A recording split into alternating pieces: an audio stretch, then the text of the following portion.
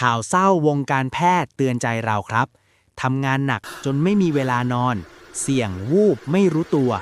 เช็คด่วนครับ3สัญญาณที่บอกว่าร่างกายคุณกำลังจะพัง 1. ใจสั่นเหมือนกลองรัวทั้งที่นั่งอยู่เฉยๆ 2. อาการวูบวาบหน้ามืดเหมือนภาพจะตัด และ 3. แน่นหน้าอก หายใจไม่สุดเหมือนมีของหนักทับ ใครมีอาการนี้พักเถอะครับก่อนจะสายเกินไป